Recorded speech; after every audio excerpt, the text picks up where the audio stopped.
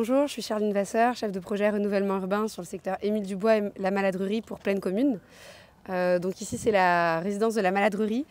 Donc c'est une opération qui s'est développée entre 1975 et 89. Donc elle s'est développée sur un vaste secteur où il y avait de l'habitat insalubre qui s'était développé. Donc ça s'inscrivait dans les opérations nationales de résorption de l'habitat insalubre. Et donc on a presque 1000 logements sur cette résidence, dont 889 qui sont gérés par l'OPH d'Aubervilliers. On a une partie qui est également en copropriété. C'est une résidence assez particulière au niveau architectural. On le voit qu'il y a une diversité des formes architecturales avec notamment des angles assez aigus.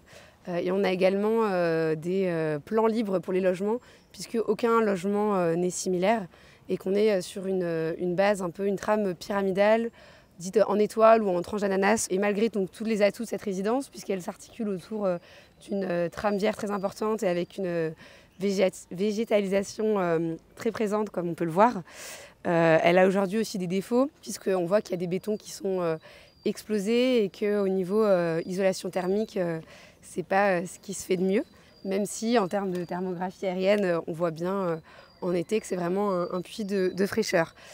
Et donc dans ce cadre-là, pour pallier un petit peu à ces désordres aujourd'hui, la résidence s'inscrit dans le cadre du projet de renouvellement urbain pour une vaste opération de réhabilitation donc, de l'ensemble des logements, mais également pour résidentialiser la plupart des logements.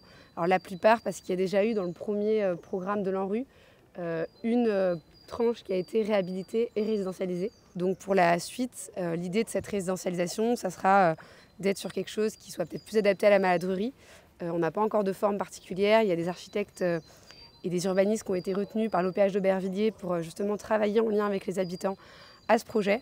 Et donc je n'ai peut-être pas précisé, mais la résidentialisation, c'est le fait de marquer la séparation entre l'espace public et l'espace privé, essentiellement pour des soucis de gestion, puisqu'on ne sait pas si c'est l'OPH qui doit gérer ou si c'est Plaine Commune sur les espaces. Et on a un collectif d'habitants qui est assez présent donc, sur la Maladrerie, et qui défend tout particulièrement cette résidence et qui s'intéresse très particulièrement au projet. Donc c'est une résidence qui est labellisée Architecture contemporaine remarquable. Et donc, puisqu'elle est labellisée, on associe également, dans le cadre du projet de renouvellement urbain, le regard de l'ABF. Donc il y a vraiment une approche toute particulière pour cette résidence et on compose du coup avec beaucoup d'acteurs et des volontés assez différentes. Donc on a à la fois des choses avec des terrasses comme ça végétalisées qui sont magnifiques, et qui contribuent à créer des îlots de fraîcheur. On a plein de photos comme ça. Et avec des logements très bien entretenus. Et on a à la fois des soucis comme ça, où on a des infiltrations hyper importantes et des terrasses pas du tout entretenues, très bétonisées. Voilà. Charline a déjà dit beaucoup de choses, mais peut-être tu as oublié que en fait, la cité avait été construite par René Gailloustet, qui est une architecte très reconnue, qui a reçu récemment plusieurs prix nationaux et internationaux et qui est malheureusement décédée il y a un an.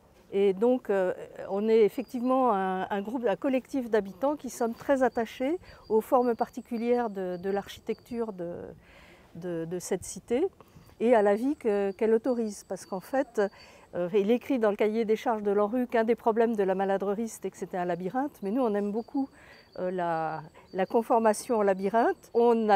On s'y perd pas mal. Nos livreurs et nos amis, quand ils viennent, il faut vraiment les guider parce que c'est compliqué. Mais on a une forme de vie qui est presque médiévale en fait. Et moi j'habite ici depuis 4 ans et je dois dire que j'ai l'impression d'être dans un village, je connais déjà beaucoup de gens, on ne peut pas sortir sans rencontrer quelqu'un qu'on connaît. Donc en fait, ce labyrinthe est en fait très agréable à vivre et on veut le garder comme ça. En tant qu'habitant, on est très mobilisés. En fait, c'est un collectif qui s'est formé autour d'une association, je dirais, historique, Jardin à tous les étages, qui avait déjà lutté il y a dans les années, je ne sais plus, c'était dans les années 80, oui. 30 ans peut-être, contre l'idée qu'il fallait bétoniser les terrasses. Et donc autour de JTE, s'est constitué un collectif d'autres associations puis d'habitants, en particulier les associations CNL ou Alliance citoyenne, ou Approche aussi, pour donc défendre nos idées sur la maladrerie. Le collectif a très envie de participer à la concertation qui va avoir lieu, qui démarre maintenant avec l'agence Respublica et l'agence d'architecture Tectone qui viennent d'être choisis.